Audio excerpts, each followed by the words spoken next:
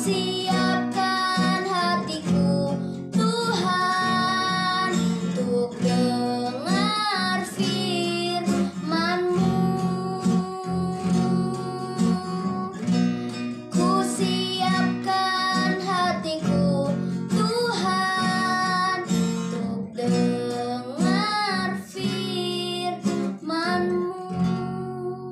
Selamat malam, Mbak Saudara. Bertemu kembali dengan saya, Petra Dev Patipelohi, dalam pembacaan firman Tuhan. Dan malam hari ini, kita akan membaca dari kitab 1 Samuel. Tetapi sebelum kita membaca, kita akan membuka pertemuan kita dalam doa. Mari kita berdoa. Tuhan Allah Bapa yang baik, terima kasih. Kami mengucap syukur buat penyertaan, pemeliharaan, dan perlindungan yang daripada-Mu. Sehingga kami dalam keadaan yang baik hari ini. Kami berdoa, menaikkan ucapan syukur kami. Dan sebentar kami akan baca sebagian daripada firman. Kami minta Engkau Roh Kudus mengambil alih, memimpin, membimbing kami dalam pembacaan malam hari ini, supaya apa yang menjadi isi hati-Mu dapat kami tangkap, kami simpan dalam hati kami, dan kami lakukan dalam kehidupan kami. Terima kasih Bapa, berfirmanlah karena kami siap untuk menerima firman-Mu. Di dalam nama Tuhan Yesus, kami membuka pertemuan kami malam hari ini. Amin. Baik, Saudara, kita akan membaca dari kitab 1 Samuel pasal yang ke-19. Ayat pertama sampai ayat yang ke-10. 1 Samuel pasal yang ke-19. Saul mengatakan kepada Yonatan anaknya dan kepada semua pegawainya bahwa Daud harus dibunuh. Tetapi Yonatan anak Saul sangat suka kepada Daud. Sehingga Yonatan memberitahukan kepada Daud, "Ayahku Saul berikhtiar untuk membunuh engkau. Oleh sebab itu hati-hatilah besok pagi. Duduklah di suatu tempat perlindungan dan bersembunyilah di sana. Aku akan keluar dan berdiri di sisi ayahku di padang tempatmu itu. Maka aku akan berbicara dengan ayahku perihalmu. Aku akan melihat bagaimana keadaannya, lalu memberitahukannya kepadamu." Lalu Yonatan mengatakan yang baik tentang Daud kepada Saul ayahnya. Katanya, "Janganlah raja berbuat dosa terhadap Daud, hambanya, sebab ia tidak berbuat dosa terhadapmu. Bukankah apa yang diperbuatnya sangat baik bagimu? Ia telah mempertaruhkan nyawanya dan mengalahkan orang Filistin itu.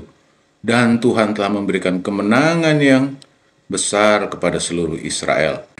Engkau sudah melihatnya dan bersuka cita karenanya. Mengapa engkau hendak berbuat dosa terhadap darah orang yang tidak bersalah dengan membunuh Daud tanpa alasan?" Saul mendengarkan perkataan Yonatan dan Saul bersumpah, "Demi Tuhan yang hidup, ia tidak akan dibunuh." Lalu Yonatan memanggil Daud dan Yonatan memberitahukan kepadanya segala perkataan itu. Yonatan membawa Daud kepada Saul dan ia bekerja padanya seperti dahulu. Ketika perang pecah pula, maka majulah Daud dan berperang melawan orang Filistin. Ia menimbulkan kekalahan besar di antara mereka, sehingga mereka melarikan diri dari depannya.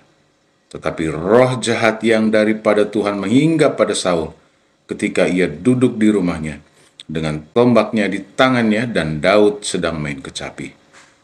Ayat yang ke-10, lalu Saul berikhtiar menancapkan Daud ke dinding dengan tombaknya. Tetapi Daud mengelakkan tikaman Saul, sehingga Saul mengenai dinding dengan tombak itu. Sesudah itu Daud melarikan diri dan luputlah ia pada malam itu. Saudara, dalam pembacaan ini ada dua orang yang menjadi topik. Yang pertama adalah Raja Saul, Raja Israel pada waktu itu. Hanya sekalipun dia seorang raja, masih menjabat jabatan raja, Tuhan sudah tidak menerima Saul lagi. Karena Saul tidak mau mengikuti atau tunduk pada firman Tuhan. Yang satu lagi adalah Daud. Daud dicatat dalam Alkitab, kepadanya Tuhan berkenan. Kepada Daud Tuhan berkenan. buat orang yang tidak dikenan Tuhan, apapun yang dia katakan sudah nggak ada artinya lagi. Karena yang ada di dalam pikiran, yang ada dalam hidupnya adalah rencananya, keinginannya. Seperti yang kita lihat dari Saul. Saul bersumpah demi Tuhan bahwa Daud tidak akan dibunuh. Tetapi tetap Saul mencari kesempatan untuk membunuh Daud. Sementara Daud orang yang punya hati yang berkenan kepada Tuhan, berkenan kepadanya. Daud selalu mengikhtiarkan yang baik buat rajanya, Saul. Sekalipun Daud tahu nyawanya terancam, sekalipun mungkin Daud bisa memberikan perlawanan kepada Saul, tetapi karena hatinya berpaut penuh kepada Allah, dia tidak melakukannya. Dia menghindar dan dia lari. Nanti kita akan baca di depan bagaimana Daud tidak mau mengotori tangannya dengan darah orang yang diurapi Tuhan. Buat Daud, menyenangkan Tuhan, berkenan kepada Tuhan adalah hal yang utama. Mari saudara, kita jangan salah mengambil contoh. Contohlah Daud yang mengupayakan hidup berkenan di hadapan Tuhan. Sekalipun ayahnya dan ibunya, kalau kita ingat, menolak dia. Tetapi Daud tidak pernah menolak ayah dan ibunya, juga keluarganya. Milikilah hati yang dimiliki oleh Daud. Saya selesai. Mari kita berdoa. Tuhan, terima kasih Engkau mengajarkan kami bahwa kalau kami memikirkan kepentingan kami pribadi, maka hati kami tidak ada padamu ya Tuhan.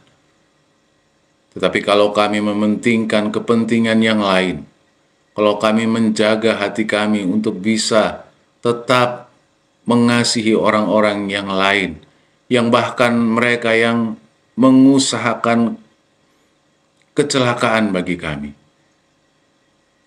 Engkau berkenan kepada kami. Terima kasih Tuhan. Ajar kami untuk bisa menghidupinya. Ajar kami Tuhan. Beri kami hikmat, beri kami kekuatan untuk bisa hidup sesuai dengan firman-Mu, sesuai dengan rancangan dan rencana-Mu. Terima kasih Bapa. Di dalam nama Tuhan Yesus, kami naikkan doa dan syukur kami. Amin. Ingat saudara, berkenan di hati Tuhan, itu yang terpenting dalam hidup kita. Sampai bertemu di pembacaan yang berikutnya. Tetap semangat. Tuhan Yesus memberkati. Firman-Mu, pelita bagi kakiku, terang bagi jalan.